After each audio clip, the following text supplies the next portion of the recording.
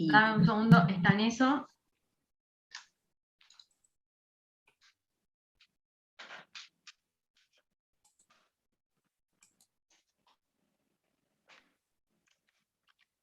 Dame un segundo, está en eso. Ahora sí, estamos en vivo, gente. Buenas tardes a todos y todas. bueno, muy bien. Buenas tardes. Bueno, vamos comenzando entonces. Buenas tardes. Buenas tardes, bienvenidas, bienvenidos.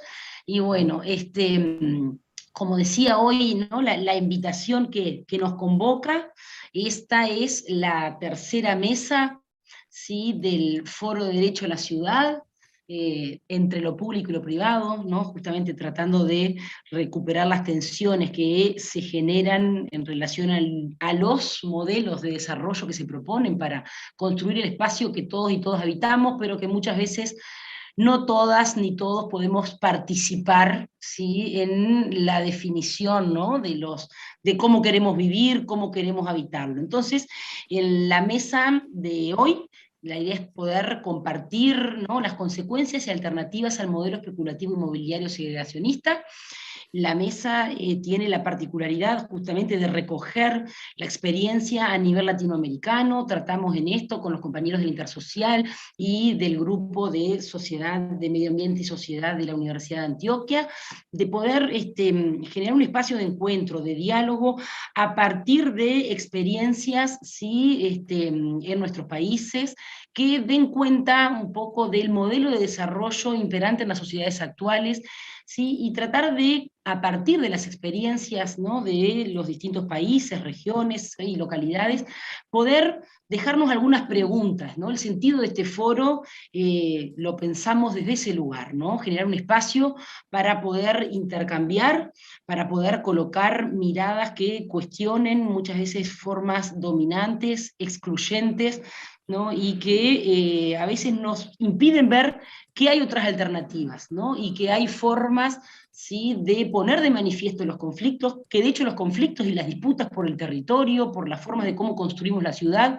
son parte de la propia construcción, ¿no? Y la vida democrática, hacerlas explícitas y también reivindicar otras formas, ¿sí? Que apuesten, ¿no? A sociedades inclusivas, a sociedades donde cada uno desde el lugar que le toque vivir pueda aportar. ¿Sí? La idea es que estas experiencias nos puedan dejar, ¿no? Algunos insumos para poder pensar, ¿no? Qué ciudades y subjetividades se fueron construyendo y estamos, ¿no? Asistiendo en este momento actual a partir de modelos extractivistas de puertas cerradas, ¿no? En algunos casos llamados urbanizaciones cerradas, barrios privados, ¿no? Clústeres que se presentan como, ¿no? Propuestas mega emprendimientos que nos prometen desarrollo, ¿no? A costa de muchas veces acentuar los procesos, o más que a veces terminan, ¿no? Reproduciendo lógicas de desigualdad, de segregación, ¿no? Y con fuertes efectos ambientales para nosotros y las futuras generaciones. ¿Qué nos ha dejado este modelo en términos sociales, económicos, ambientales y políticos? ¿Qué aprendizajes? ¿Qué impactos positivos y negativos, ¿no? Pueden tener estas formas?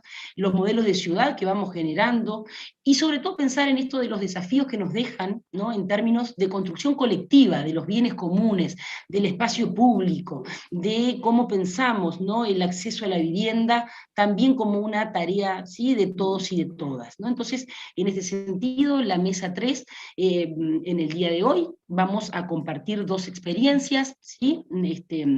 Nos van a compartir sus acumulados, un compañero desde la Universidad de Antioquia, y trayendo una experiencia de Colombia. Yo no voy a ahondar más en eso porque le vamos a dejar a Freddy que nos cuente, ¿sí? Y después Adriana Goñi va a compartir con nosotros una experiencia, ¿sí? De acá de Uruguay.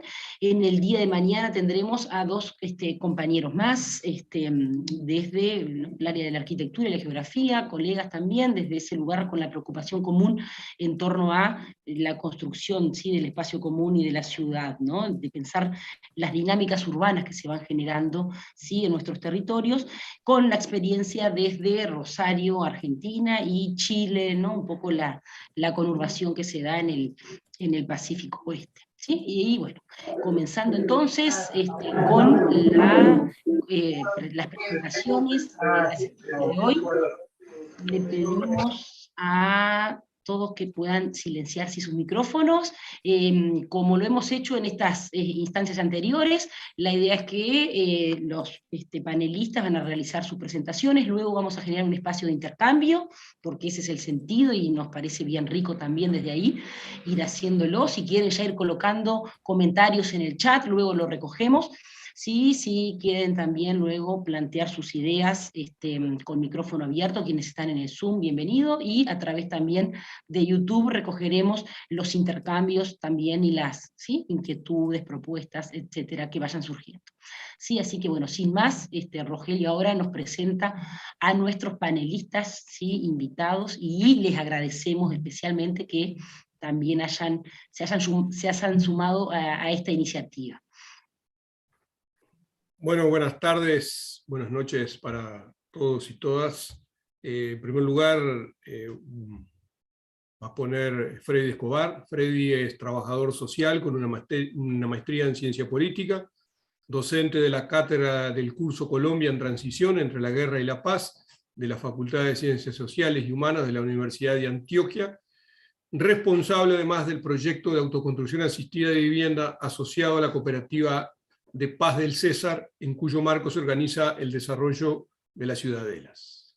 Luego participará Adriana Goñi, que es antropóloga y doctora en urbanismo, políticas territoriales y proyecto local, profesora adjunto del Instituto de Estudios Territoriales y Urbanos de la FADU UDELAR y del Departamento de Ambiente, Territorio y Paisaje del Centro Universitario Regional Este, el CURE. Profesora invitada del Máster in Environmental Humanities del Departamento para la Arquitectura, Università degli Studi Roma 3, tiene estudios de posgrado de metodologías participativas, redes territoriales para el desarrollo local en distintas universidades europeas, así como nuevas modalidades e instrumentos de planificación colaborativa en contexto de marginalidad urbana y territorial creciente, cuyo marco obtiene el premio Borders Cross Research in Democratic Innovation and Civic Driven Change, como una de las 40 investigaciones más innovativas en Europa y el mundo, otorgada por las universidades de Ámsterdam y Lovaina, Democracia en Red, Alternativas Europeas y el municipio de Ámsterdam. Desde 2004 participa en investigaciones internacionales y proyectos urbanos y territoriales, teniendo una extensa lista de publicaciones en este sentido. En definitiva, vamos para arrancar con Freddy, al cual le damos el uso de la palabra. Buenas tardes. Agradecer primero la invitación. Para nosotros bastante importante la oportunidad de compartirles sobre nuestra experiencia en particular, pero también entonces, como lo presentaba la propia ahorita, sobre qué podemos contar de la experiencia de Colombia para su reflexión en América Latina. Nosotros en Colombia estamos conmemorando precisamente 30 años del cambio de constitución política. Y destaco eso porque ahí va a haber un partidor a propósito pues de esta dicotomía entre lo público y lo privado para efectos de un tema de lo que estamos hablando. Nosotros en Colombia en 1991 tuvimos un cambio constitucional y el texto de la Constitución tiene los dos modelos de desarrollo. Por un lado, el modelo neoliberal y por otro lado, el Estado social de derecho. Y ahí vamos encontrando para lo que también vamos conversando a propósito pues también del derecho a la ciudad, porque ahí se encontraron esos dos modelos, no podían ser implementados de manera simultánea, no podían ser implementados de manera paralela, sino que uno de los dos tenía que ser el ejecutado, el hegemónico, y en este caso pues el modelo neoliberal. Nosotros veníamos de una década de los 80s, esa que llamó la CEPAL década perdida, veníamos de una década en la cual había sido muy fuerte el movimiento cívico, precisamente por el crecimiento del proceso de urbanización. En 1989 nosotros en Colombia se promulgó una ley precisamente para atender esa situación que la conocimos como la reforma urbana. Pero muy rápido con el cambio constitucional, otro marco constitucional, entonces se emprendió otro desarrollo legislativo. Y en ese desarrollo legislativo, sobre el ordenamiento territorial, sobre el proceso de urbanización, sobre los planes de desarrollo, en toda esa legislación se fueron incorporando todos estos conceptos que finalmente terminan mercantilizando el suelo, mercantilizando la tierra, mercantilizando precisamente esa cosa urbana, privatizando los espacios, todo eso que ustedes bien deben de conocer y que es más pues su objeto de estudio, pues en Colombia fue muy notorio ese cambio de política pública para atender la cosa urbana, para atender la cuestión urbana. Entonces, ahí nosotros estamos hoy, mirando a ver cómo se atienden las consecuencias de 30 años de neoliberalismo. Y ahí, pues, en el 2018, nosotros en Colombia asistimos al Censo Nacional de Población y Vivienda, y ahí encontramos que Colombia tiene 38.200.000 habitantes. Eso es lo que más o menos dice. Esperamos incluso que para iba a alcanzar los 50 millones de habitantes. Ahí tenemos una polémica pues con ese tema de la población. Pero bueno, eso es lo que se dice oficial, 38 millones de habitantes, y la urbanización está 78-22, 78 urbano, 22 rural. Y ahí, en esa población, la última foto es de que, por lo menos nuestro ente estadístico plantea cuatro clases, por decirlo de esa manera, a la hora de clasificar la población.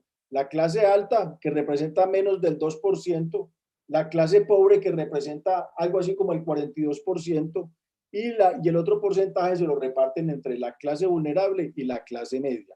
Esa es la foto de Colombia, digamos 30 años después del neoliberalismo. Obviamente podríamos hablar de extractivismo, podríamos hablar del modelo propiamente económico que acompañó estos 30 años de neoliberalismo, pero y en eso estamos hoy. En esta conversa, pues para irnos acercando a donde voy a ir a aterrizar, pues también mencionar el conflicto social y armado. Y en el conflicto social y armado, por lo menos, enunciar dos cosas. Una, el acuerdo de paz del 2016. Ahí, en ese acuerdo, hay un componente importante de las demandas del pueblo colombiano por darle un viraje a, particularmente lo que estamos hablando acá, una política, por ejemplo, de relación entre el campo y la ciudad. Explícitamente, el acuerdo de paz en la reforma rural integral plantea el cambio de relaciones campo-ciudad, no solamente desde el punto de vista poblacional, sino también desde el punto de vista como del desarrollo, como desde el punto de vista de las complementariedades, de no jerarquizar la zona rural y la zona urbana. Ahí hay un componente importante. Es posible que el acuerdo de paz no represente la totalidad del pueblo de Colombia, pero sí hay una síntesis de la manera en que se ha tratado el conflicto social y armado acá. Y también bueno, entonces ahí hay un componente importante de esto que estamos hablando, de democratización precisamente de las decisiones que tienen que ver con la cosa urbana, con la cosa rural. Ya luego podría ampliar esto del acuerdo de paz.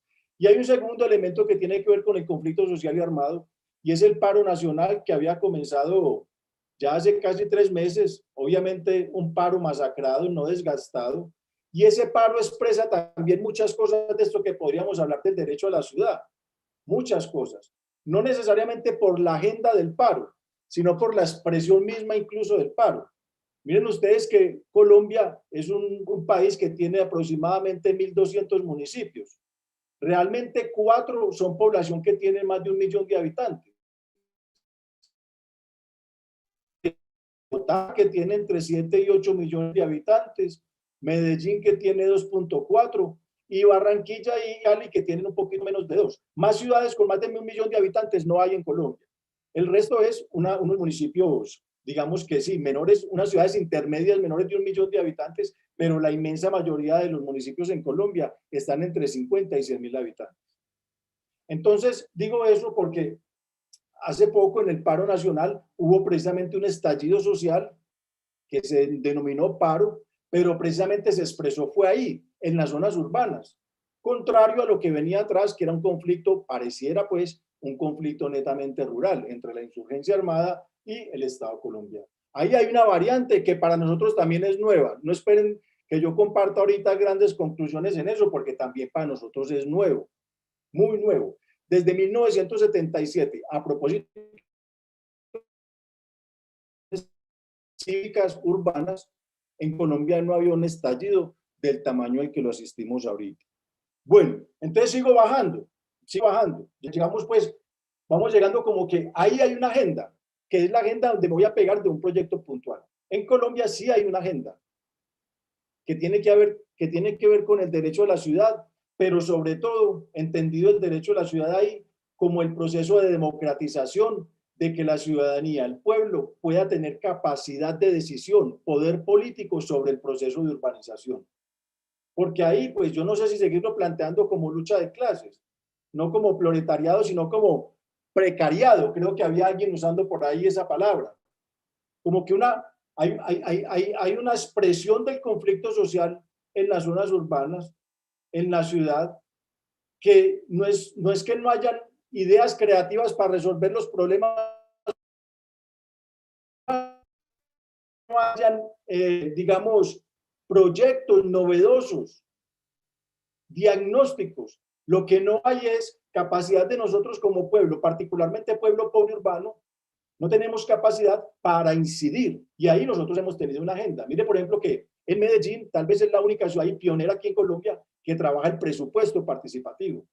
Pero el presupuesto participativo es precisamente el acumulado de un montón de trabajos de los sectores comunitarios urbanos que venían trabajando la planeación participativa, que incluso habían sido impacto de la democracia participativa convocada en el cambio constitucional que les contaba de 1991. Y obviamente ahí también, en esa agenda, ya digamos cuando decimos el derecho a la ciudad, pero el derecho a decidir ya, porque es que el derecho a planificar hace rato lo ejercemos. El derecho a planificar hace rato lo tenemos, ya lo hemos hecho.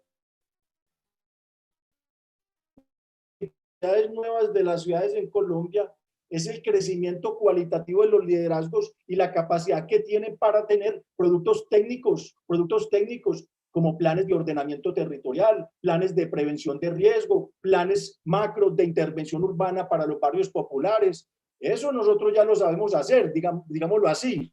Pero lo que todavía no logramos es precisamente el derecho a la ciudad, como el derecho a los servicios públicos domiciliarios, como la cantidad de derechos que nos prometieron con el Estado Social de Derecho, que todavía no se concretan. Entonces, ahorita el derecho a la ciudad realmente, ¿qué es? El derecho a tomar decisiones sobre el proceso de urbanización. ¿Qué hacer con el presupuesto? Porque propuestas tenemos. Y tenemos propuestas que incluso salen mucho más baratas que las maneras tradicionales de ver las cosas. Y ahí les voy a contar entonces, aprovechando pues la oportunidad y el tiempo en una segunda parte, pero todo esto que les estoy diciendo es como el acumulado de una lucha social y popular en Colombia para ver aterrizar precisamente a un tejido de amistades con ustedes y con otras universidades y con otros actores del movimiento social en este tema, para nosotros ir a aterrizar a una propuesta de cómo resolvemos un problema de déficit habitacional de 5 millones de personas en Colombia. O sea, prácticamente en Colombia se está diciendo que hay un déficit cuantitativo de 5 millones de viviendas. Miren, les cuento, ¿por qué nosotros optamos en todo este marco por la autoconstrucción asistida de vivienda? Firmantes de paz somos 13.700 personas. O sea, los que como ex-FAREP firmaron, se desarmaron e ingresaron a un proceso de reincorporación.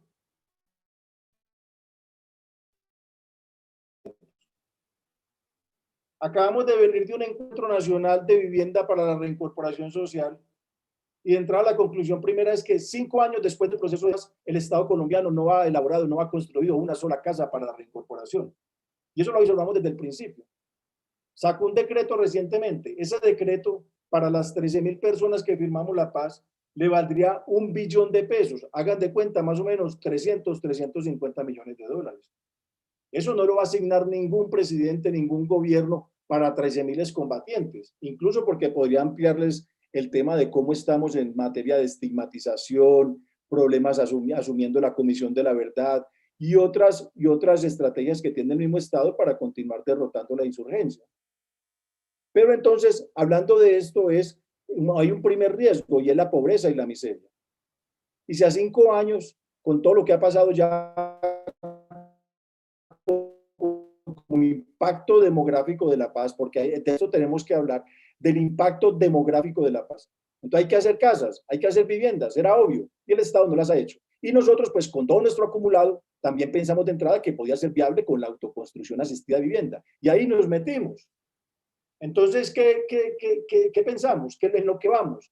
Ya hoy, por ejemplo, estamos descargando un camión de cemento para empezar a hacer adobes y empezar a pegarlos y empezar a hacer casas, porque no hay alternativa. Entonces, les podría contar del proyecto puntual, pero quiero decirles de entrada que cuando entramos a gestionar este proyecto de vivienda, nos encontramos precisamente con los problemas estructurales que precisamente quería cambiar el acuerdo de paz. Y es precisamente los intereses especulativos sobre la tierra. Nosotros llevamos 5 años peleando con el Estado, con la entidad competente en materia de tierras, de que es la propiedad de la tierra donde nosotros estamos. Llevamos 5 años, hombres y mujeres, 5 años esperando a que el Estado identifique y clarifique si la propiedad donde nosotros estamos es del Estado o es de un privado. Y no lo ha podido clarificar. Imaginen ustedes la capacidad y la precariedad del Estado colombiano para eso. Y eso que en el acuerdo de paz se logró 10 millones de hectáreas que tenía que atender. Entonces, quiero decir que de entrada está ese obstáculo. Segundo obstáculo, a propósito de lo que estamos hablando, y es que el Estado colombiano no tiene un marco normativo favorable para la autoconstrucción. Y le tiene el pavor, por lo que hemos visto hasta ahorita, le tiene el pavor, le tiene miedo a lo que es quitarle el criterio de ganancia a la construcción de vivienda. O sea, es muy obvio, es demasiado obvio en esta lucha para la reincorporación a la vida civil, que prácticamente la oposición viene, el enfrentamiento viene también de concepción ideológica y de obviamente de unos intereses económicos, que es torcerle el cuello al criterio de ganancia en la construcción de vivienda. No lo aceptan, no les gusta, no les parece. Y eso deviene también en el proceso de individualización de resolver el problema. Nosotros tenemos como política de reincorporación a la vida civil una cosa que es consecuente precisamente con el modelo neoliberal, que es el desarme, la desmovilización y la reintegración. En los organismos multilaterales de desarrollo se conoce como DDR, desarme, desmovilización y reintegración. Y ese proceso es totalmente despolitizado, desideologizado, individualista y es totalmente contrario a la reincorporación colectiva. Ese apellido colectivo que podemos asociar bastante al tema público, ese apellido colectivo no le gusta a la política del Estado de la reincorporación a la vida civil. Entonces hace grandes esfuerzos para entorpecer eso. ¿Qué pensamos nosotros? Que es perfectamente viable. Nosotros en este momento solamente estábamos peleando con el Estado un apoyo de un dinero que nos se había comprometido para proyectos de vivienda para la reincorporación. Pero como tenemos esa dificultad de clarificación de la propiedad en el predio que estamos, igualito vamos a arrancar. Como les contaba, ahorita estamos precisamente descargando un cemento para comenzar a hacer casas, como autoconstrucción asistida de vivienda. Para terminar, combinando 4 factores. 1, la asistencia técnica, muy importante de parte de las universidades. Nosotros hemos tenido acompañamiento de varias universidades en el diseño de la Ciudadela de Paz y en el diseño de la vivienda. Un montón de dinero, con acompañamiento de las universidades públicas y privadas. Toda la parte técnica, ingeniería, arquitectura, topografía, tema ambiental, lo resolvimos con las universidades. 2, cooperación internacional. Obviamente la cooperación internacional no está para resolver los problemas de América Latina. Obviamente todos desconfiamos de la cooperación internacional y su penetración ideológica y cómo combate también los gobiernos democráticos en este continente. Pero entonces son unas contradicciones y a veces las situaciones en que nos pone este proceso, pero es una cooperación sensible a este tema de la vivienda. Precisamente porque es que es una realidad que lo hemos logrado visibilizar precisamente y está sensible. ¿Qué ganamos nosotros con cooperación internacional? Sobre todo el tema de herramienta. Tenemos máquina para transportar materiales. Bueno, olvidaba también en la asistencia técnica la formación nuestra para la autoconstrucción. Eso lo olvidaba. Bueno, hay un tercer factor que es precisamente la autoconstrucción y la mano de obra. De eso hemos aprendido bastante de la experiencia allá en Uruguay sobre cómo se organiza para la autoconstrucción, para la ayuda mutua, para la autoconstrucción o para la construcción de vivienda con ayuda mutua. Porque una de las cosas duras de esto también es precisamente la organización para la construcción, la cotidianidad de eso, digamos, cómo se combinan tiempos, porque no es que todo el mundo tampoco esté desocupado esperando a que le pongan una tarea para ir a autoconstruir. Y obviamente hay un cuarto factor, que es el que estamos en estos momentos peleando con el Estado, pero que ya lo vamos a desechar como una vuelta a eso, que es precisamente un dinero que miren ustedes, son 8 millones de pesos. Cuando uno habla por aquí de 8 millones de pesos para un proyecto de vivienda, dicen que es muy poco. Pero cuando tú multiplicas 8 millones por 350 combatientes, te das cuenta que tienes 2.600 millones de pesos. Eso aproximadamente es, qué sé yo, algo más algo menos de $1.000.000. Entonces ya tú puedes decir que colectivamente es distinto, de manera colectiva es distinta.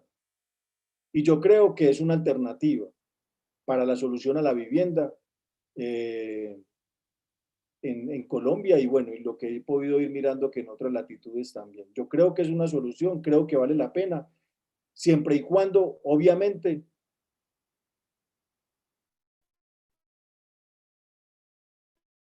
de hecho la ciudad, como la posibilidad de que la gente que ha tenido la desventaja en el proceso de urbanización tenga la oportunidad de decidir sobre el rumbo que hay de aquí para allá. Y ahí estamos hablando de poder político. Y en Colombia, pues, el ascenso de una fuerza alternativa para ejercer el poder político y garantizar derechos a la población, pues ese es precisamente parte de lo que tenemos como conflicto social y armado y que estamos tratando de salir. Yo les agradezco mucho, de verdad, mucho la oportunidad. Creo que estaba resumiendo conceptos que nos sirven para ir a la práctica y volver al concepto. En esa nos mantenemos nosotros, nos entretenemos con eso y pues esperemos a ver si podemos conversar e interlocutar con los demás compañeros y compañeras. Muchas gracias, profe. Bueno, muchas gracias, Freddy.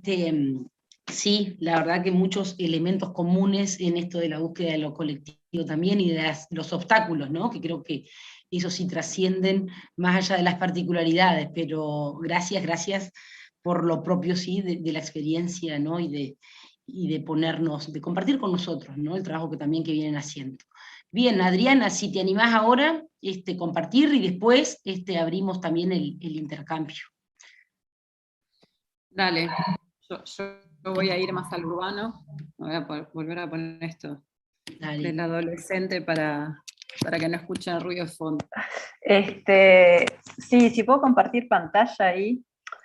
Sí, bueno, ¿puedo compartir pantalla? Sí, podés. Bueno, vamos a, o sea, lo que viene hablando Freddy, a mí me parece que se engancha bastante con lo que venimos un poco tratando de hacer en Uruguay, que él menciona como uno de los lugares que inspiran, ¿no? También a estas prácticas de cooperativismo, de cómo, digamos, recuperar la ciudad desde el punto de vista de prácticas colaborativas o cooperativas, y cómo en definitiva tratar de de sacarle al mercado, que es como predominantemente hoy en día se está organizando la ciudad, sacar la posibilidad de tanto del suelo urbano, pero también de las formas de organización, cambiar las lógicas en las que estamos, salir, construir lógicas nuevas, que tampoco son tan nuevas, porque bueno, sabemos que las formas deliberativas en todo el mundo, ahí Natalia me decía, vos hoy haces la antropóloga, entonces voy a cumplir, sabemos que las formas deliberativas en todo el mundo son mucho más, son anteriores, digamos, y son mucho más extensas, y hasta el día de hoy lo son, a las formas de democracia, digamos, representativa, o de jerarquías, o de concentración del poder en la toma de decisiones, y que en definitiva es la concentración del poder en la construcción de nuestro territorio y nuestro hábitat. Y también la expropiación, ¿no?, de los grupos, de los seres humanos, de poder incidir en su propio ambiente de vida cercano, y también elegir cómo organizarse.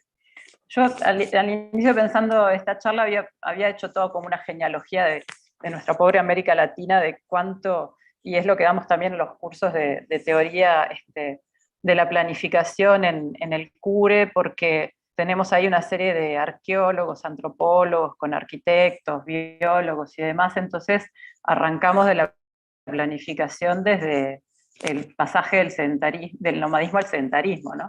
Y claramente ahí se ve cómo las formas colaborativas, ¿no?, de asociaciones de tribus, en fin, y cómo las formas en las que la humanidad se organizó por más largo tiempo fueron siempre en ese sentido. Y cómo luego se aceleró la concentración de poder, de riqueza, el crecimiento demográfico en algunas ciudades por el comercio, por la guerra, por muchas cuestiones, pero de todos modos cómo siguieron resistiendo y permaneciendo algunas formas, y en particular América Latina creo que ha vivido de esa contradicción, sobre todo desde la colonia, las revoluciones sangrientas y frustrantes en las que los esclavos y los indígenas trataron de liberarse, ¿no?, de esa opresión, y cómo hasta el día de hoy toda esa, digamos, esa diversidad cultural y esa fuerza nos lleva a ser un continente interesante para marcar otra línea en el desarrollo territorial.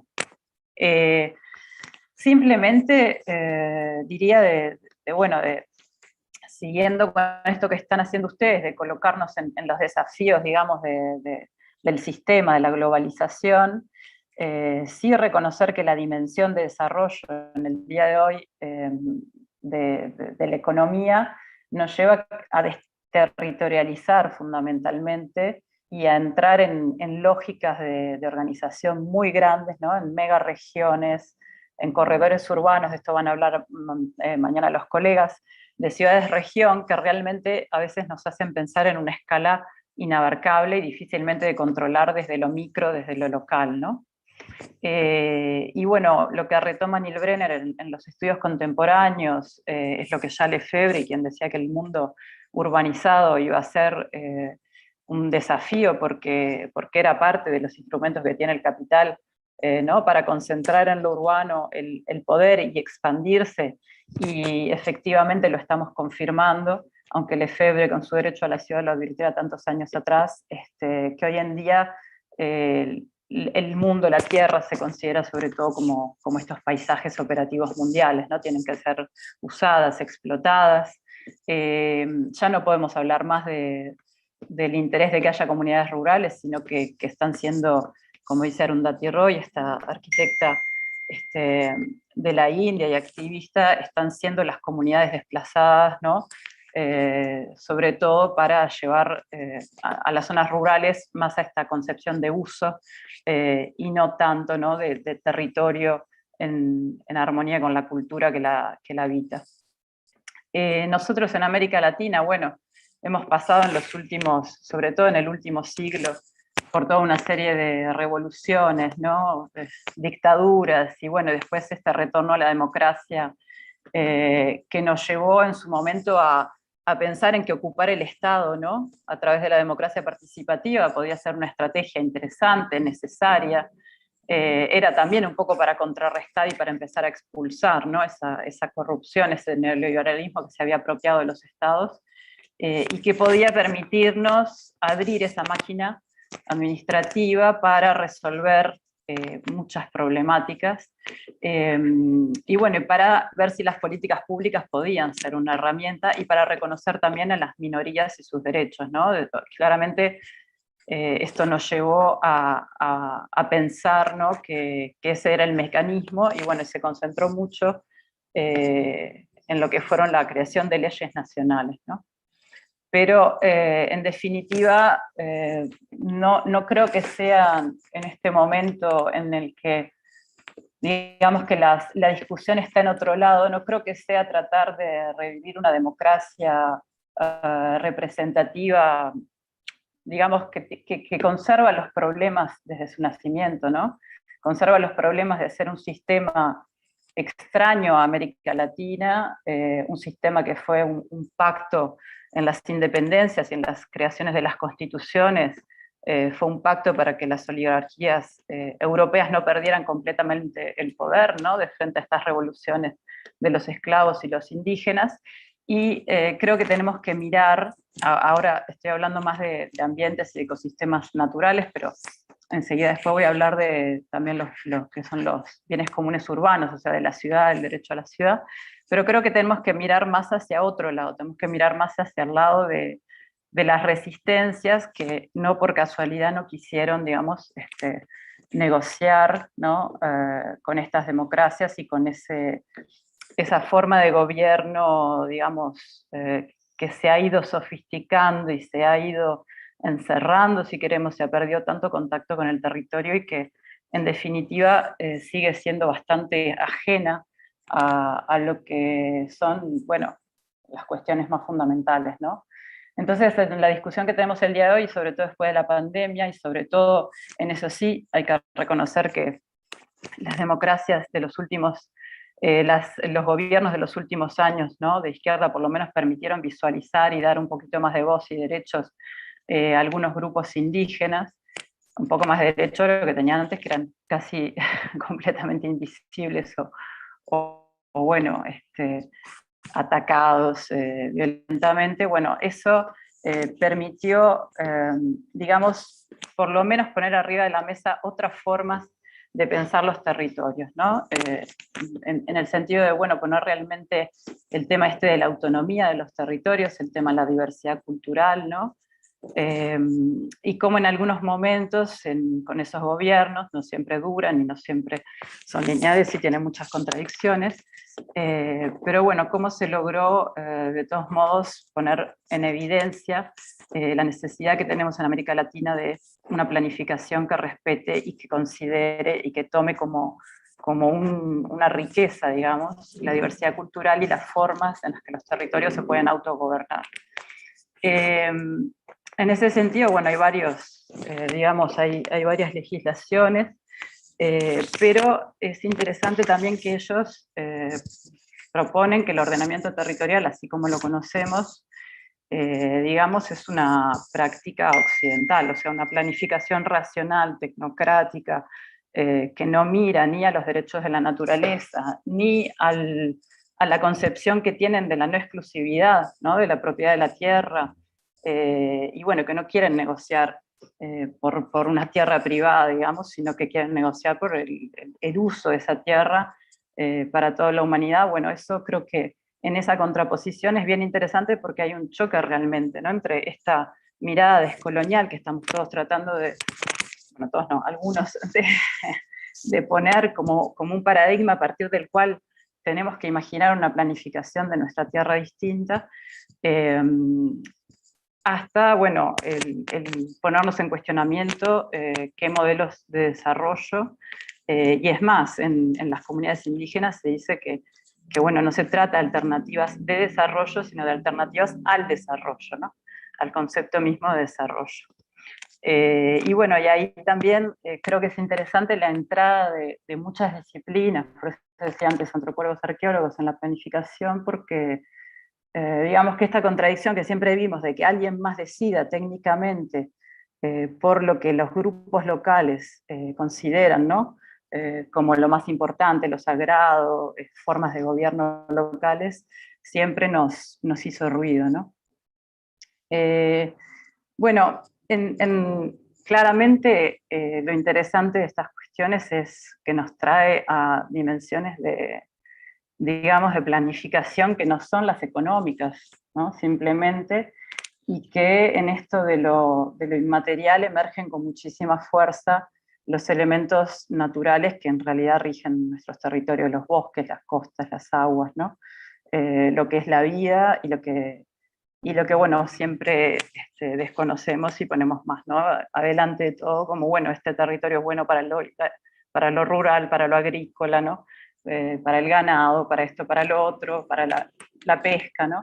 Y no tanto el ecosistema en sí mismo, y mucho menos con esta concepción de sagrada y armónica que tienen los pueblos originales.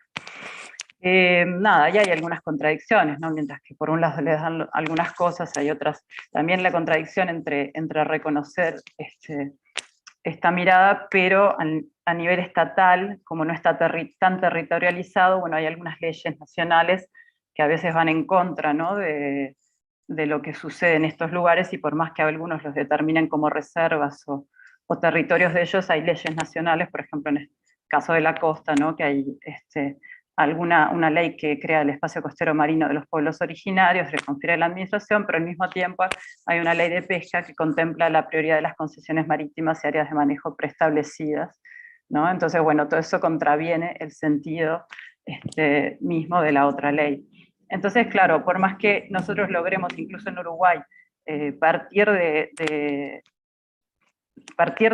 leyes que consideren otros temas que no sean lo económico, también tenemos que tomar en consideración que la forma en la que está organizada, digamos, la estructura en la que está organizada el Estado sectorial, tampoco sabemos si es, digamos, la más adecuada. Bueno, para ir al tema nuestro, en realidad esto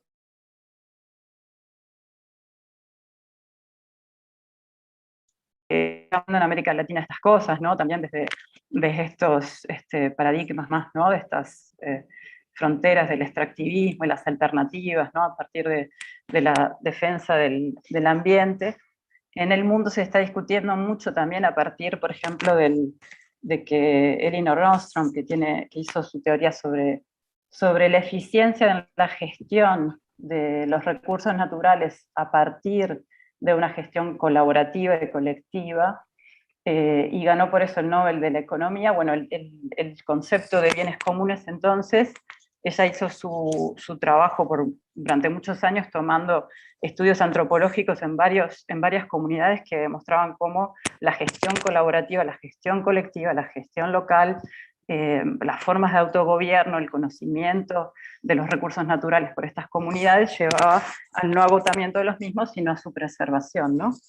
Y bueno, a partir de eso... Adriana, vas 15 minutos, te digo por las dudas. Vale. Dale, a partir de eso... Sí, está bien. A partir de eso, el tema de los bienes comunes, el tema de las formas colaborativas se pone mucho más, digamos, en el debate internacional, y además se entiende que, bueno, que en la construcción de estas alternativas de repente no hay que pensar modelos nuevos, sino que hay que reconocer, leer, valorizar y sobre todo poner en red estas resistencias locales que ya existen, ¿no? En todo el mundo, pero claramente son siempre marginales, sea en el discurso, sea en los planteos, incluso cuando se llega al poder, ¿no? En los planteos de cómo guiar la economía, y bueno, y quedan generalmente marginales, quedan como pequeñas experiencias aisladas, por más que se demuestre que conservan mejor el recurso, ¿no? Claramente la crítica a la Ostrom es, bueno, pero eso no puede, eso con la escala, ¿no? En la que estamos, en la escala de la globalización, esto no puede suceder, ¿no? No se pueden producir bienes de consumo, desde ciertas tecnologías a ciertos bienes como, ¿no? Automóviles u otras cosas, con esta modalidad, y en realidad no es así, porque se ha demostrado que efectivamente existen muchas formas cooperativas de producir también algunos de esos bienes que ya se venían demostrando con, por ejemplo, el software libre y otras, digamos, maneras cooperativas, pero claramente no está la idea de una inversión masiva o de un pasaje, ¿no? Hacia esas formas. Ni siquiera está la idea, en los gobiernos progresistas, ni siquiera estuvo esa idea como plan B, o sea, estuvo sí la recuperación de empresas, por ejemplo, de fábricas ocupadas, pero siempre como algo marginal, digamos, a la estrategia central. Bueno, Uruguay en realidad sobre esto, pero ya voy rápido porque si no, efectivamente no voy a llevar al caso, también tiene esta movilización, no tiene la movilización indígena, pero sí de repente tiene una movilización a partir de los recursos naturales distinta, y también en algunos momentos esto ha alcanzado y ha interceptado, digamos, y se ha complementado con estrategias de planificación a nivel nacional, ¿no? Con metodologías participativas. Pero bueno, yendo a lo que nos interesa, cómo estos bienes comunes, que parece como más fácilmente identificable, ¿no? Nombrarlos a nivel de lo que es la naturaleza, ¿no? Los bienes comunes, la naturaleza, el aire, el agua, la tierra, el bosque, lo que decíamos antes. ¿Cómo hacemos, si pensamos a esto en lo urbano, ¿no? En las ciudades? ¿Cómo hacemos para imaginar esto en la ciudad? Y bueno, esto viene relacionado a la necesidad que tenemos también de reinventar, digamos, este estado de bienestar que se ha alejado tanto, y la idea no es claramente solo la de un autogobierno completamente autárquico, sino tratar de abrir espacios para que exista una co-construcción entre los gobiernos y todas estas pequeñas formas, ¿no? Tanto económicas como de actividades de la sociedad civil, y bueno, y sobre todo trayendo al Estado, al territorio, ¿no? Sin cooptarlos, ¿qué dice? Y dejando afuera la sectorialidad, ¿no? de estas prácticas. Esto en gran parte es mucho en las ciudades, ¿no? Donde la crisis de la democracia representativa se hace cada vez más evidente. Y bueno, pasando a la práctica que nos interesa, que es la de un caso de estudio y caso, en realidad, un trabajo que hicimos en la Ciudad Vieja de Montevideo. Estoy yendo a la Ciudad Vieja, también lo hicimos en otros lados del mundo. Bueno, ahí se trató justamente junto a la Intendencia de Montevideo, a partir de un interés que había sobre qué hacer con los inmuebles vacíos.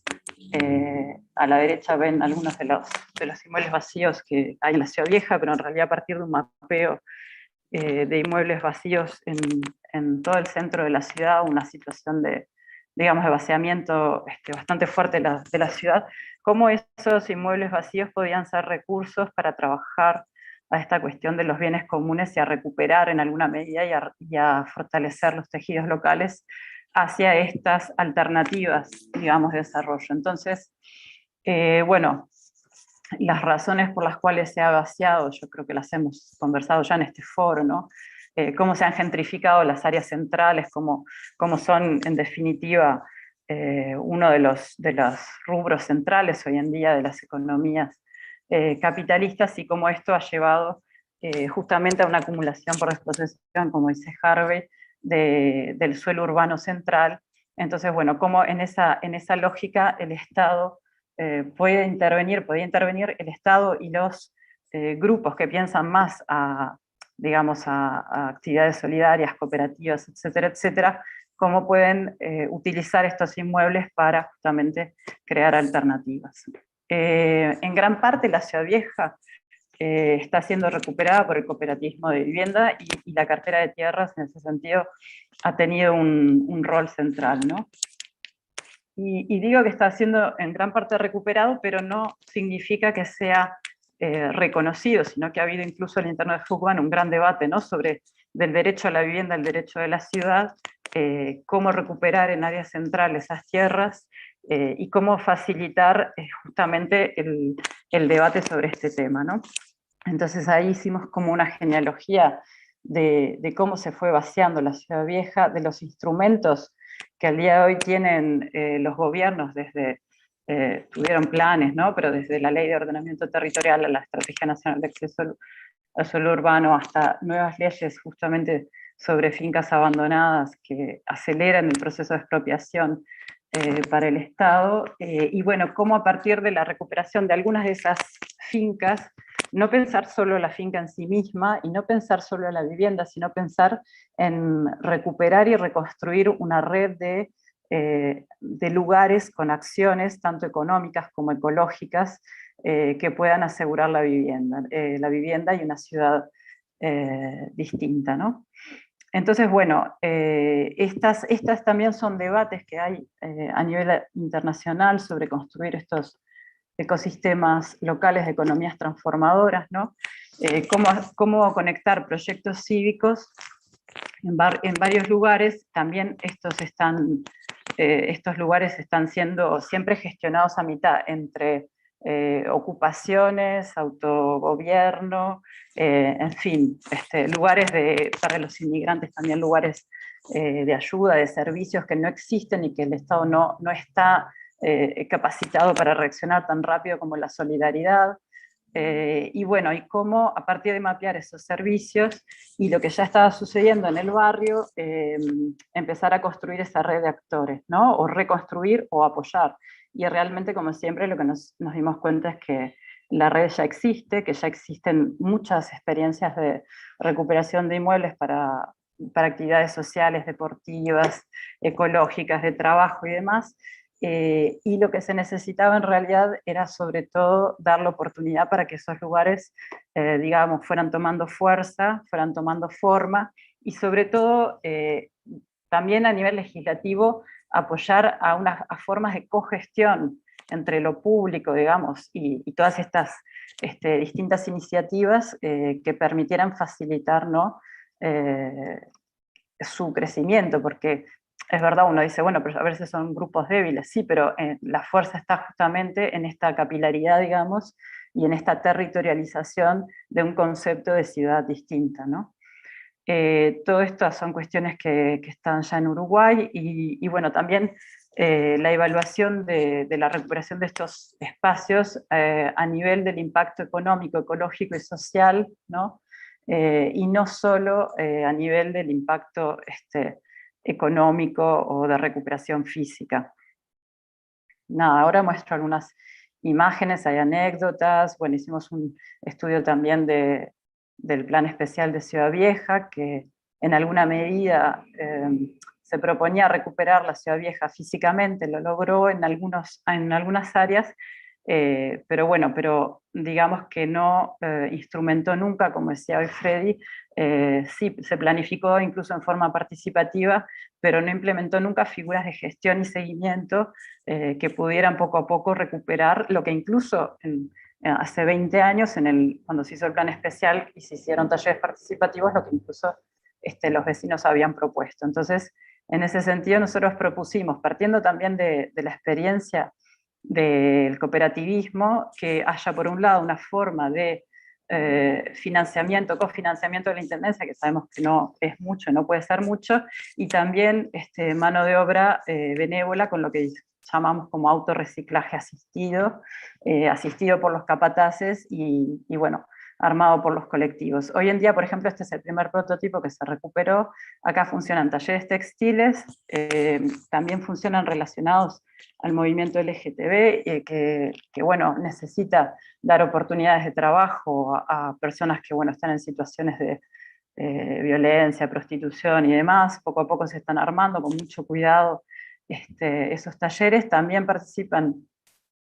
tenemos ahí a la Coordinadora Nacional de Economía Solidaria, que está armando un almacén de trueque, y de venta de productos, y también un espacio de reparación de bicicletas que puede dar, digamos, trabajo a distintos colectivos. Ese fue el primero recuperado, pero ya en el barrio hay otros 10, 15 recuperados en los varios años, más todas las cooperativas que han venido recuperando desde el punto de vista de la vivienda, las casas, Y podemos decir que todavía no hemos hecho el cálculo, pero si tuviéramos que hacer un cálculo, ya termino, entre la efectividad del plan de Ciudad Vieja y el impacto que tuvo los proyectos que se hicieron, y la efectividad y el impacto que tienen estos proyectos cooperativos, estamos a la par o están más arriba los proyectos cooperativos. Lo que necesitamos es reconocerlos como modalidad, ¿no?, de ganar no solo el derecho a la ciudad, sino de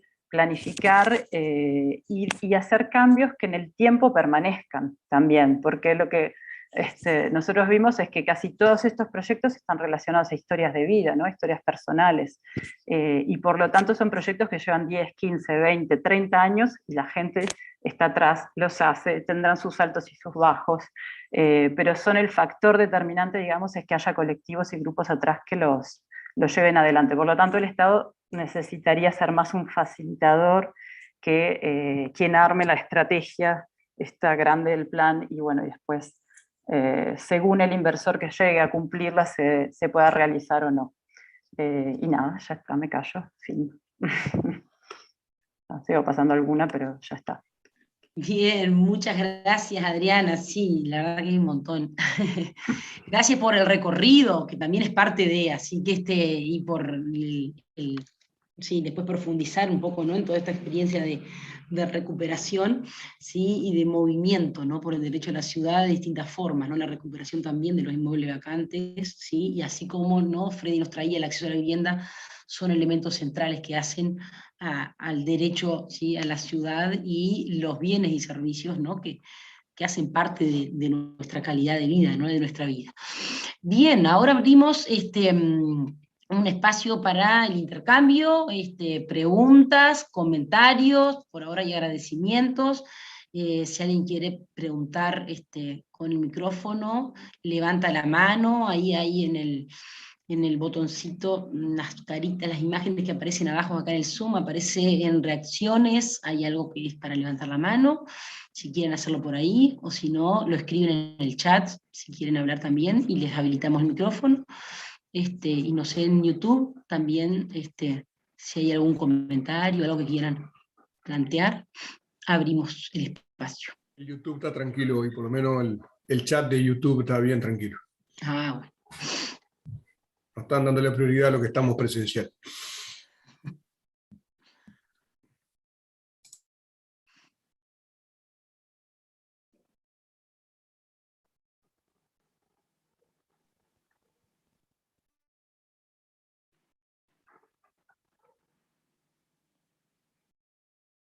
Ahí hay, no sé.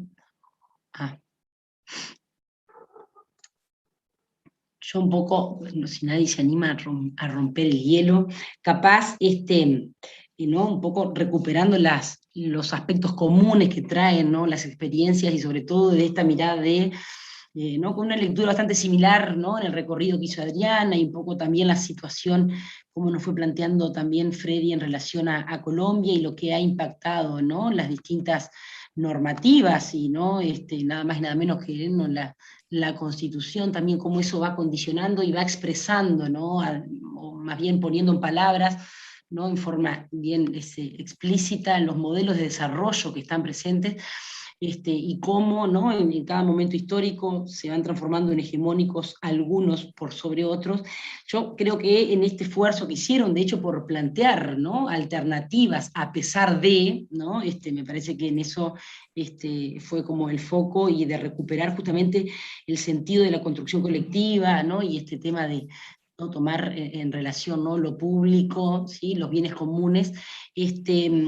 No sé si pudieran ahondar tal vez algo más en esto que ustedes, ¿no?, se imaginan como este Estado facilitador, ¿no? Freddy planteaba que, bueno, ¿no?, sin el Estado, de todas formas, ¿no?, se generan y se está desarrollando en este momento, ¿no?, todo el proceso de autoconstrucción. Y Adriana, vos hablabas ahora sobre todo, ¿no?, más al final, y también dando cuenta de reinventar, por algún momento se planteaba, ¿no?, reinventar el estado de bienestar, en esto, ¿no?, pensar el rol del Estado más como facilitador, sin, ¿no?, anular.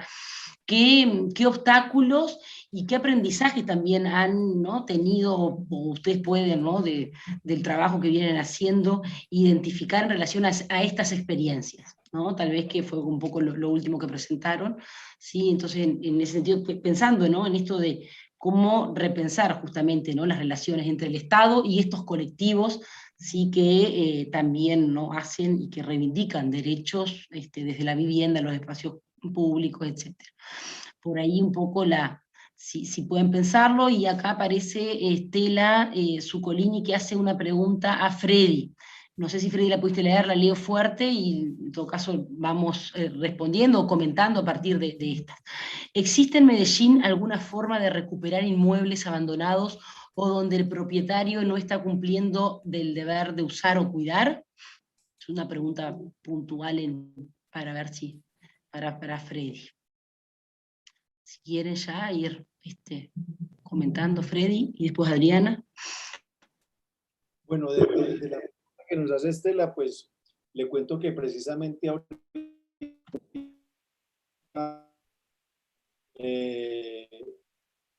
casualmente se cruza con la coyuntura de la migración en Colombia, particularmente con la migración venezolana.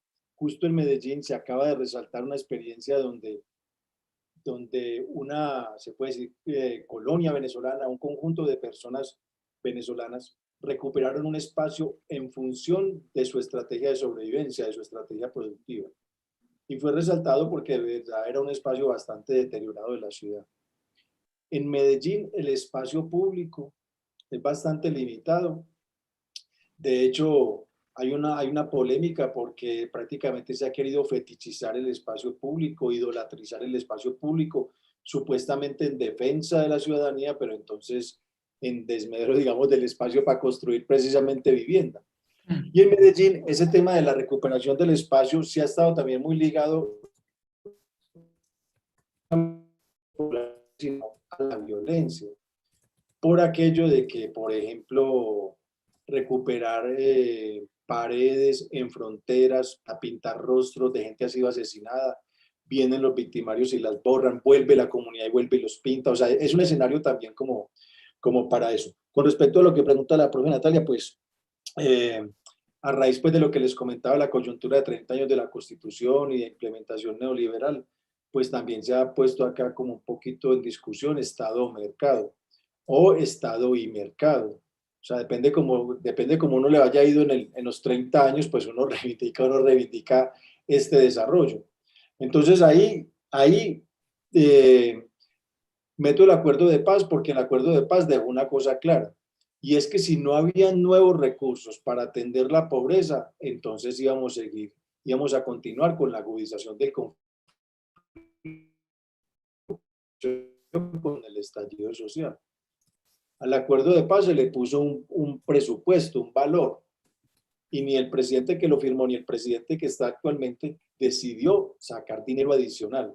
Yo no sé si eso va a ser Estado de Bienestar, yo no sé si eso va a ser el Estado Social de Derecho, yo no sé si va a ser el nuevo Estado. Lo que yo digo es que sí se requiere una forma, y yo creo que no nos inventemos ahorita muchas cosas, hay una forma orgánica de Estado, que es la que recoge los recursos de todos, a propósito de los recursos de todo el territorio del Estado, y que pues la distribución debe ser distinta. Yo no sé si eso tendrá que ver con lo que estamos hablando de que, bueno, ¿cuál proyecto de Estado? Yo lo que sé es si se necesita más Estado. Yo no sé si más mercado o menos mercado. Si tú me dices, pues yo soy anticapitalista. Pero digamos, en aras de la discusión, yo sí creo que se necesite más Estado. Más regulación, más intervención, más presupuesto público, más preocupación por las mayorías, todo eso.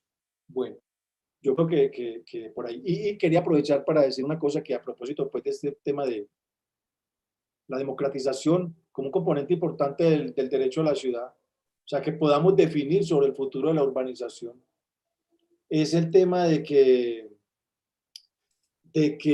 el ordenamiento territorial le deberíamos poner el componente también de distribución del poder. O sea, ordenamiento territorial es distribución del espacio y distribución del poder.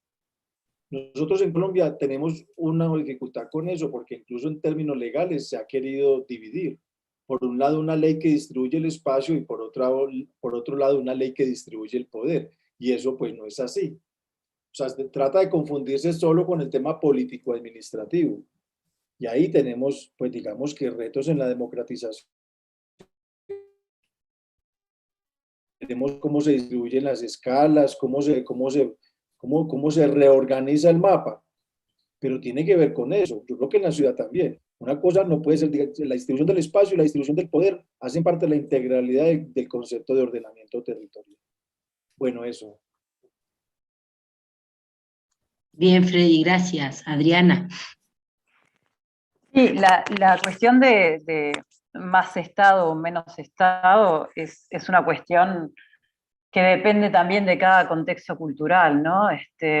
Yo creo que, por ejemplo, en Uruguay tuvimos un temprano, si lo comparamos con el resto de América Latina, ¿no? Como un temprano desarrollo del Estado, un estado de bienestar además, y que trató de traer algunas mejorías, pero que en definitiva no logra no ser cooptado por estas lógicas, digamos, neoliberales. Entonces, lo que pasa ahí es que tampoco el Estado ha sabido desarrollar mecanismos de cogobierno, digamos, sino que en estos momentos, en algunos temas, está siendo más un instrumento, ¿no? De un cierto tipo de desarrollo, y probando a amortizar, digamos, los impactos que ese tipo de desarrollo tienen desde el punto de vista social, ambiental, etcétera, etcétera. Entonces, si nosotros seguimos por ese camino, no se ve una salida, digamos, demasiado evidente, sino que se ve que la crisis se va a agudizar. Por otro lado, también creo que, bueno, siempre lo ha habido, pero que es cada vez más evidente que se necesitan y que hay formas de organización que están haciendo de contraparte y de exigir derechos, pero también de construir alternativas que están libres de estos, digamos, pactos y de estos intereses, aunque claramente hay conflicto también en lo micro, también hay intereses y complicaciones, porque todo lo que es colectivo siempre lleva mucho trabajo, ¿no? Y bueno, y mucho conflicto también, pero que al mismo tiempo están demostrando que hay, digamos, una posibilidad de construir, de defender el territorio. Estoy hablando tanto a nivel urbano, que nos lo mostró el COVID ahora, ¿no? Como inmediatamente la capacidad de reacción social es mucho más ágil, mucho más, digamos, certera, mucho más cercana a lo que está pasando en el territorio, y cómo el Estado se puede aislar, se puede encerrar, se puede defender en un discurso ¿no? de que hay que mantener equilibrios económicos, en la austeridad, en esto y en lo otro, y en definitiva cómo el Estado, en vez de ser, digamos, garante de derechos, pasa a ser un ente en sí mismo, y según quien esté en el poder, bueno, también no siempre según quien esté en el poder, porque hay continuidades lamentablemente que no han cambiado, alejarse del territorio. Por eso se decía, bueno, acá hay que traer al Estado del territorio, ponerlo de frente a sus responsabilidades y también a la voluntad popular, ¿no?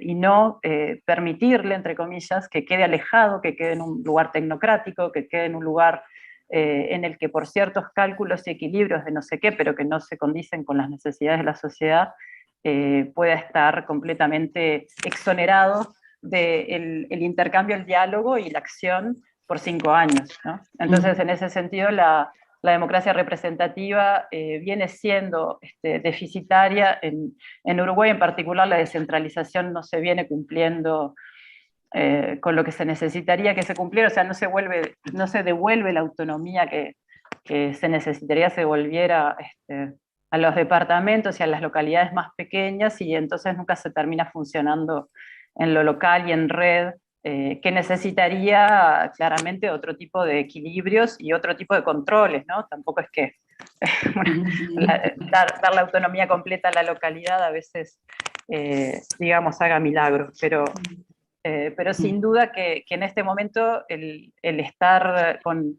una democracia participativa tan débil o con ámbitos deliberativos tan débiles nos está perjudicando perjudicando ampliamente. Estela, que te vemos con la mano levantada. Y además hay una pregunta en el chat que está vinculado con esto. Bien. Dos preguntas. Una dice, cuando la democracia participativa entra en crisis frente a un poder que no reconoce el valor del colectivo, que no valora la planificación colectiva, ¿cómo consideras que las resistencias pueden incidir en la distribución del espacio para que lo público no sea cooptado por esas lógicas que privatizan lo público? Y ahora agregó Claudia otra. Me pareció muy interesante el planteo de Adriana, la necesidad de monitoreo por parte de las propias comunidades de los resultados de gestión de un plan parcial como el de la Ciudad Vieja. Un desafío para toda la planificación general. Era la pregunta y tenía a Estela que estaba con la manito levantada. Bien. Estela, si querés, y después volvemos a la ronda de estos comentarios. Sí, estaba tratando como digamos, de asociar un poco lo que planteó Freddy con respecto a la necesidad de más Estado. Y nosotros estamos justamente viviendo un momento donde hay una gran retirada del Estado en todos estos temas, donde la mayoría de las políticas públicas, por llamarle políticas públicas, ¿no? Están dictadas por el sector privado. En concreto en el tema vivienda, estamos cada día viendo que las decisiones son tomadas desde el gobierno, pero propuestas desde lo privado. Y en concreto, cada una de las cosas que se ha ido haciendo en temas de política pública de vivienda, vienen dictadas con intereses económicos del sector privado. Desde cuando se habló de la regularización de los asentamientos, las modificaciones de la ley promovida, y tantas otras cosas, y todo esto que hemos venido tratando en estas mesas, con esas grandes inversiones en áreas vulnerables, ecológicamente, todo lo que es la costa, esa innecesaria expansión de las ciudades porque el suelo es barato y después se multiplica por 5, por 10, en esos desarrollos inmobiliarios que proponen para un país donde la población no crece. O sea, todo eso que hemos venido viviendo, y me gusta mucho todo lo que planteó Adriana, porque justamente es visualizar el activo que tenemos en la ciudad vieja de Montevideo, con una cantidad impresionante de inmuebles abandonados, que donde la Intendencia ha tenido algunas acciones para hacerse de esos bienes con compensación de deuda y expropiación, o sea, con un artículo de la propia Ley de Ordenamiento Territorial que les permite ir por ese lado, y de hecho han recuperado con ese mecanismo. Pero yo lo que quiero reivindicar, y porque justamente en estos días estoy tratando de hacer entender lo que está pasando con el gran instrumento que tenemos, que costó tanto implementarlo, que es la Ley de Inmuebles Abandonados, Vacíos y Abandonados, que tiene una potencialidad impresionante, donde al Estado no le cuesta dinero, porque el objetivo es que el propietario se haga responsable de su bien y lo rehabilite y lo ponga de nuevo en el mercado, ya sea refaccionando, rehabilitando, reformando, demoliendo y haciendo un edificio. O sea, es muy amplio el potencial que tiene esa ley, pero el decreto reglamentario le da las potestades solo al BOT y le digo para Freddy y para los que no son uruguayos, al Ministerio de Vivienda y a la Agencia Nacional de Viviendas, el llevar adelante estos procesos judiciales. El Ministerio de Vivienda en ningún momento se hace cargo, y cuando le llega alguno directamente va a la agencia. Pero la agencia está viviendo un desmantelamiento de toda su área jurídica, donde los abogados y los escribanos, que son los que están, digamos, mandatados para hacer estos procesos, la mayoría se han jubilado, otros se han ido en comisión, y está desmantelada el área de jurídica. No hay profesionales que puedan iniciar estos procesos. Hay una identificación de más de 40 padrones en la Ciudad Vieja, estoy hablando solo de la Ciudad Vieja, que se podrían iniciar los procesos judiciales. En este momento hay 5 en la vuelta, 5 que se hicieron las inspecciones, y no hay recursos humanos para hacerlo. No estamos hablando de inversión del Estado, y como dije al principio, esta ley no es para que el Estado se haga de los bienes, porque el ir al remate es lo último de lo último de lo último que pretende esta ley. Lo que sí pretende es que el propietario se haga responsable de ese bien que tiene abandonado, esperando no se sabe qué, y a su vez impidiendo generar vivienda para una cantidad de gente. Entonces, lo que quiero es hacer como anunciar lo que está pasando. Tenemos un instrumento de gran valor y se está dejando agonizar voluntariamente. ¿Y qué va a pasar? Dentro de 2 años se va a decir, no, esta ley no sirvió, fracasó. Pero fracasó porque se la hizo fracasar, porque no se le pusieron escribanos y abogados adentro de la agencia para que pudieran llevar adelante estos juicios. Esa es la gran inversión que hay que hacer para llevar adelante esto. Era eso, más que nada, lo que quería plantear. No sé si hay algún comentario, Adriana o Freddy, pero estaría bueno que desde el lugar de ellos alguna reflexión sobre esto. Y después le vamos a pedir a Pedro, que está con la manito levantada ahí. Estás en mudo, Pedro. No, pero... Iba a hablar Freddy, me parece, primero. Dale, Freddy. Dale, Freddy. Yo creo que mejor escuchemos a Pedro y ahí luego vamos... No, hable Freddy, tranquilo, y Adriana, yo después así hacemos otro bloque por si hay otras preguntas a partir de los que hablan tranquilamente. Sí. Mira, sobre la pregunta de Andrea, pues se trabajó, de tanto trabajar la participación, un día nos encontramos por ahí con un graffiti que decía algo como así: yo participo, tú participas, él participa, nosotros participamos, ellos deciden. Y ese graffiti sintetiza de alguna manera todos los esfuerzos de participación que no se traducen en desarrollo. Digo la palabra desarrollo porque, bueno, no se traducen en bienestar, porque la palabra desarrollo entre nosotros ya es una mala palabra. Entonces, con respecto a la pregunta, después de una década de participación incumplida de democracia participativa, pues por aquí se concluyó algo así como: sin poder político no hay desarrollo. Entonces, si queremos otro desarrollo, si queremos bienestar, tenemos que construir y conquistar el poder político. Esa es una conclusión que se tomó por acá. Bueno, con respecto a la pregunta también de Estela, las inquietudes de Estela, vale la inquietud de que ¿cuál Estado? No se trata de más Estado, sino ¿cuál Estado? Porque yo te digo, por ejemplo, el Estado colombiano tiene 1.200.000 funcionarios. 380.000 son de la fuerza pública, 320.000 educadores. ¿Cuál Estado? Si yo pido más Estado, me meten más fuerza pública, me meten más ejército. Entonces, claro que hay que preguntar, ¿cuál Estado? Obviamente no un Estado neoliberal, obviamente no. Pero entonces toca mirar en Estado, en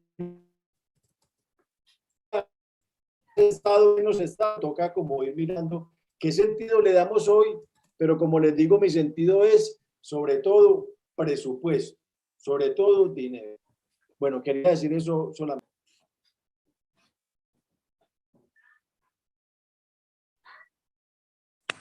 Sí, en realidad creo que es lo más difícil, pero lo que preguntaba, creo que era Claudia,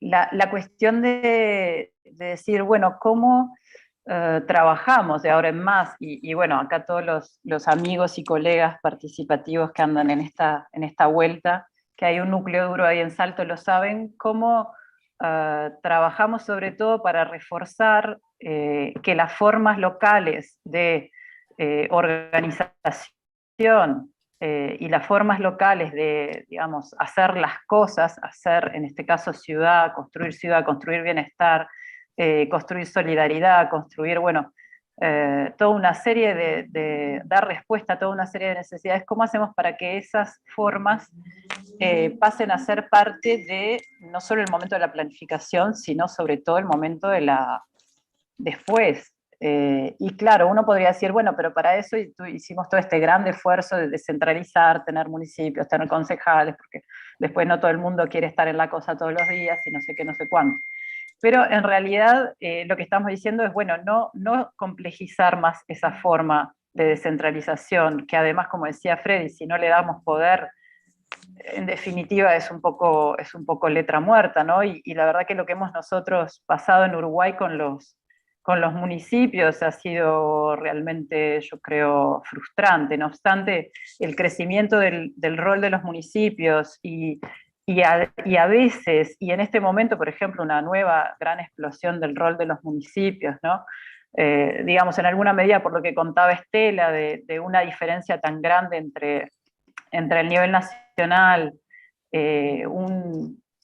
a ver, yo no he sido y no soy defensora a rajatabla de lo que los estados nacionales en los últimos años han hecho en todo sentido, pero sí es verdad que, como decía Estela, hay un desmantelamiento y los municipios y el tercer nivel de gobierno está tratando de, digamos, compensar en alguna medida y hacerse activos, y bueno, y efectivamente recogen demuestran la potencialidad que pueden tener, pero de todos modos nunca van a llegar a, digamos, sustituir, y no deberían, ¿no?, la capacidad de crear comunidad en lo local. Por lo tanto, esas formas locales tienen que estar reconocidas, tienen que estar valorizadas, y también tienen que estar al interno de la distribución de recursos, y eso es un gran desafío para el Estado, ¿no? ¿Cómo hacen para pasar de la comodidad de decir hago participación en algunos momentos, e incluso la participación vinculante casi no existe, por lo tanto hago participación consultiva en algunos momentos, a decir gobierno con, ¿no? Estoy atenta a,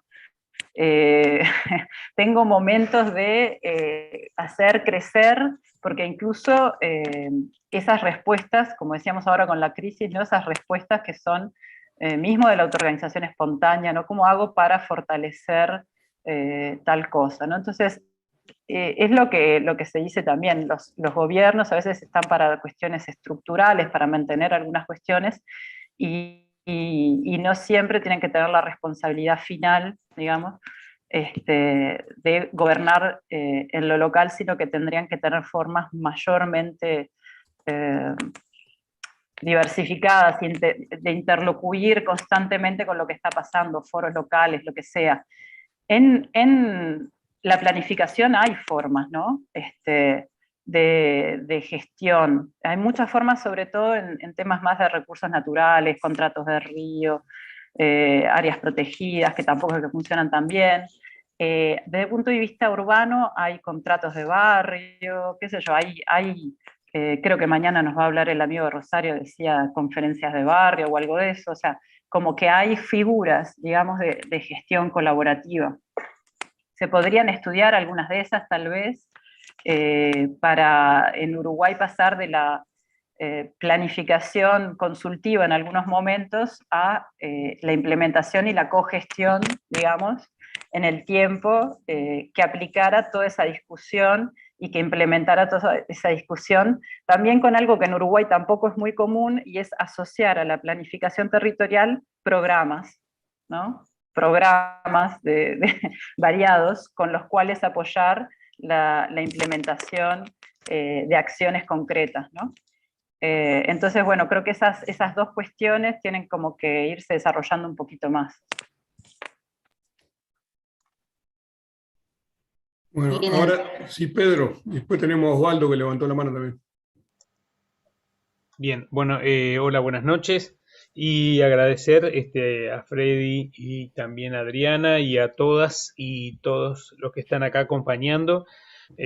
por acá, por, por Zoom y también por YouTube, y también a quien va a escuchar esto después en el replique que va a haber de este video, como han tenido los otros, al ya quedar por YouTube. Lo mío no es una pregunta, sino tal vez una reflexión o un comentario, en base también a lo que venimos construyendo como lo que se entiende del derecho a la ciudad, ¿no? Tanto Freddy como Adriana comentaban sobre eso, y acá entra un tema que hace unos días estaba justamente leyendo sobre eso, que es sobre el tema sobre la justicia espacial, ¿no? La justicia de los espacios, ¿no? Y ahí me parece que es interesante porque ahí este derecho a la ciudad y la justicia espacial demanda, me parece, un cambio de paradigma de la organización ciudadana también y de los ciudadanos, ¿no? Así como también un cambio de paradigma de lo que es la política, ¿no? Los estados en sí, ¿no?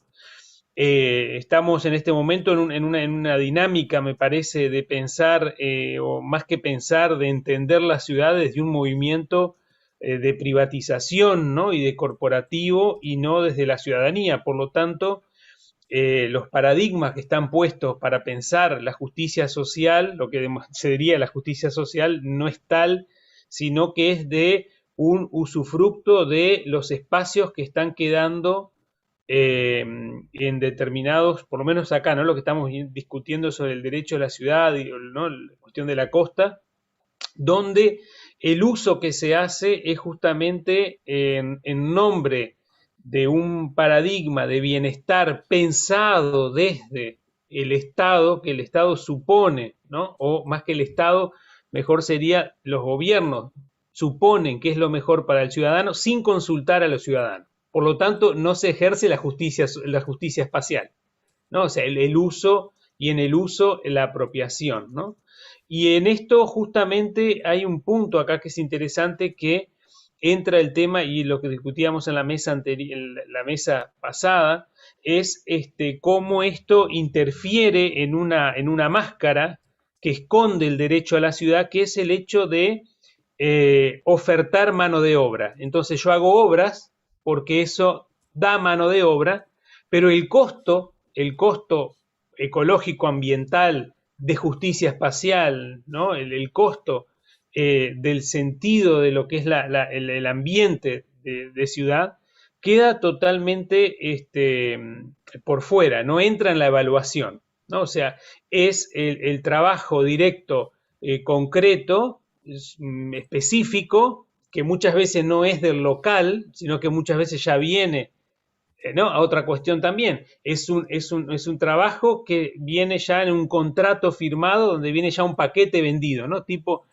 ¿no? Se compra un paquete de televisión, compra un paquete de cómo construir una parte de la ciudad, ¿no? En esa lógica. Entonces, justamente lo que decía Freddy, lo que decía Adriana, me hacía pensar en esto, ¿no? Como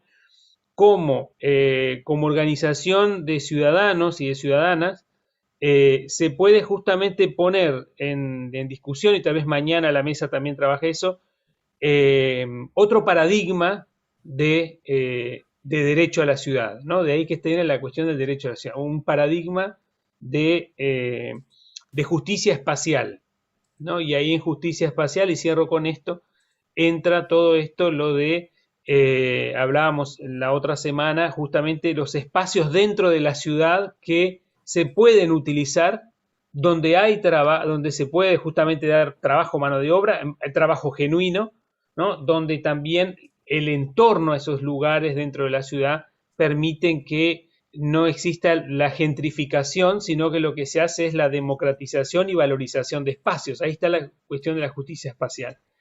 Entonces, el hecho de ver la costa como un lugar de lucro, o ver la costa como un lugar de justicia espacial y de construcción de ciudadanía, en este caso, ¿no? Para ajustarme en este caso yo al tema del foro. Por eso está interesante, ¿no? Estas vivencias distintas y estas experiencias de cómo han sido sus procesos de de búsqueda de construcción de paradigmas. Acá me parece que el derecho a la ciudad, a partir de estos foros, uno de los desafíos cómo poder colocar sobre la mesa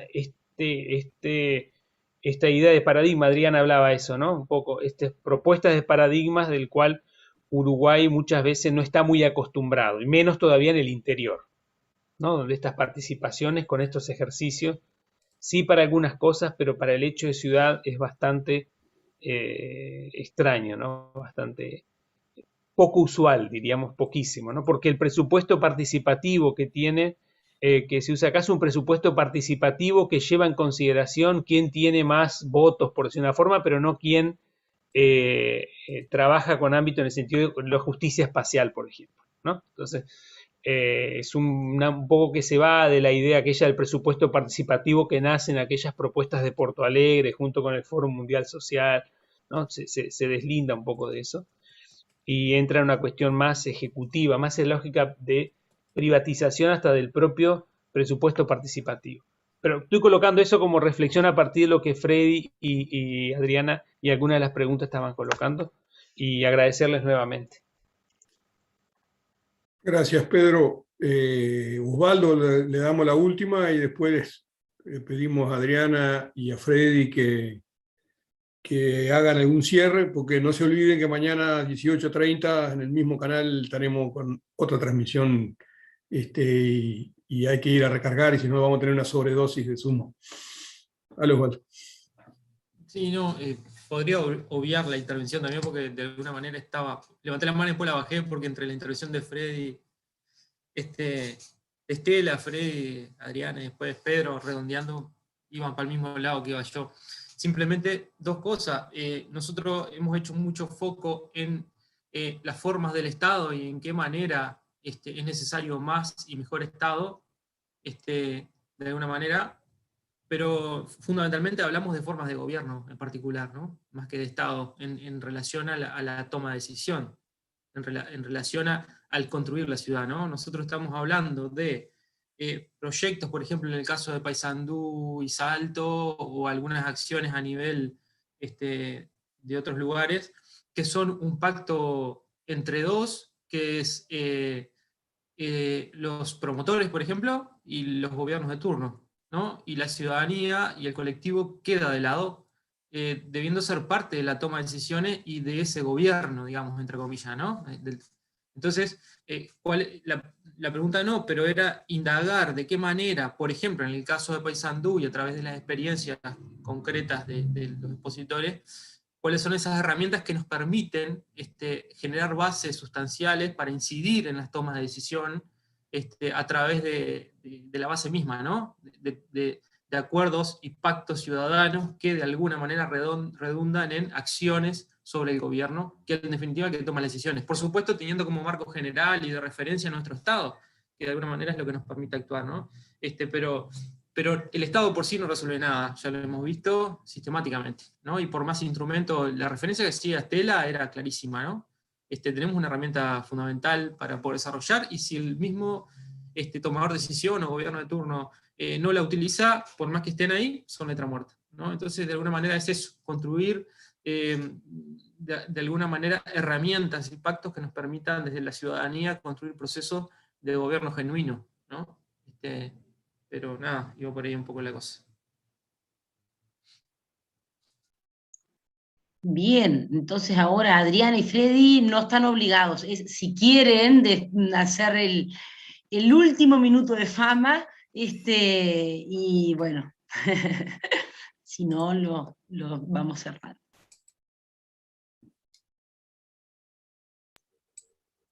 No, yo sí quiero un minuto de fama. Ah, vos querés, dale, aprovechar el minuto de fama, Freddy. Miren, primero con lo que dice Pedro.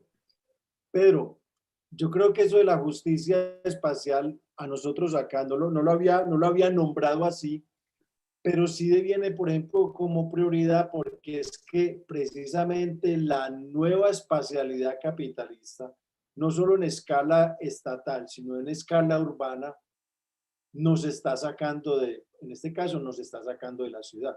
Allá en el caso, por ejemplo, de nuestra experiencia en zona rural, en Tierra Grata, la nueva espacialidad capitalista se nos mete en términos de explotación mineroenergética, que se resiste a que nosotros nos quedemos ahí, y en términos también de precisamente que es una frontera entre Colombia y Venezuela. Entonces, la justicia espacial es también resistencia a esa nueva espacialidad capitalista. Se está moviendo el espacio capitalista. Nuevos sectores, nueva acumulación, acumulación por desposesión, todo eso. Bueno, lo segundo, en eso de justicia espacial, fíjate que en estos momentos que estamos en temporada de lluvias en Medellín y en general en Colombia, otra vez se revive el problema de la distribución espacial precisamente inequitativa y en desventaja con respecto a una mayoría de la población y a una minoría. No voy a decir empobrecida, enriquecida, pero es más o menos así. Hay un origen social del desastre en términos del riesgo. Y ahorita se está reviviendo eso. Pero otra vez reviven la pregunta de por qué construyeron allá, como si hubiese mucho donde construir. O sea, es culpable por pobre y culpable por construir donde no se podía construir. Y claro, la lluvia viene y te hace esa reflexión como el otro. Bueno, me gusta mucho, Pedro, que hagas una alusión a que es que solamente el cemento genera empleo. Y nosotros ahí tenemos un gran reto, de que también un modelo de desarrollo distinto, humano, social, ambiental, todos los apellidos que le queramos colocar, también genera empleo. O sea, es como si la educación no generara empleo, como si los profesores no le fueran a pagar por dar más educación. Ahí tenemos tremendo rollo, porque por ejemplo con ese crecimiento de los metros y el transporte masivo, eso genera mucho empleo, pero hay una Pedro a quien le genera más empleo y más trabajo y más capital. A las cementeras. En Colombia hay 3 empresas principales, una la petrolera, otra la de servicios públicos domiciliarios y hay la tercera empresa más grande del país que hace, pues cemento, porque le cae perfecto al proyecto de desarrollo de cemento y todo lo demás. Bueno, y con lo que dice, es que tenemos un problema, y es que tenemos 30 años desacreditando el Estado, que lo público no sirve, entonces claro, nadie le crea al Estado ahorita. Por eso me quedo con lo de Estela, ¿qué tipo de Estado? ¿Qué tipo de Estado? O tal vez le nombremos de manera distinta, pero necesitamos una forma orgánica colectiva que se ocupe de estos problemas, porque lo privado no lo va a hacer. Bueno, dejaría ahí por ahí.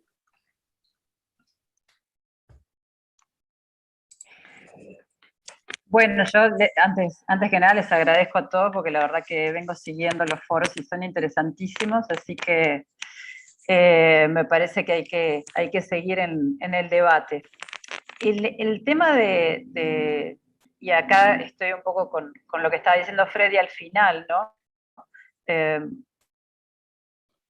No hay tampoco digamos, no, en estos temas de la economía no hay tampoco, digamos, una unidad entre los movimientos sociales, ¿no? Y con los sindicatos y con las asociaciones de barrio.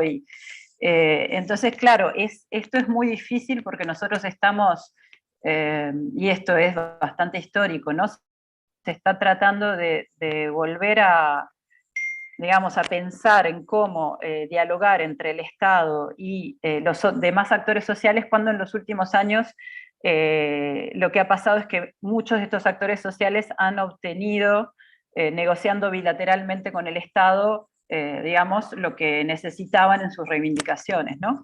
Entonces, claro, acá la diferencia tal vez es, y esto, por ejemplo, en la Ciudad Vieja, se vuelve a reactivar, digamos, el tema del derecho a la ciudad a partir de que vuelve a haber, digamos, una crisis de vivienda, segundas generaciones inmigrantes, nuevas pobrezas urbanas y no sé qué, vuelve a haber una crisis de vivienda y entonces el nivel territorial local o barrial se organiza, se vuelve a organizar y es ahí donde, digamos, surge esta reivindicación y es ahí a partir de donde se puede empezar a pensar, ¿no? Digamos, por un conflicto, una crisis en lo local. Lo mismo está pasando con tantas comunidades en la costa uruguaya, que a partir de haber llegado a un lugar, estar en el lugar, tener una idea de desarrollo de ese lugar distinta a la que se está implementando ahora, entonces se organizan, ¿no?, en la red de Amigos de la Costa, tal vez Isabel y José ya lo contaron, o sea,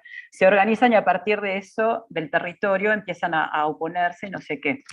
Pero de ahí y sobre todo en estos momentos en que nos faltan lugares como los foros sociales locales, ¿no?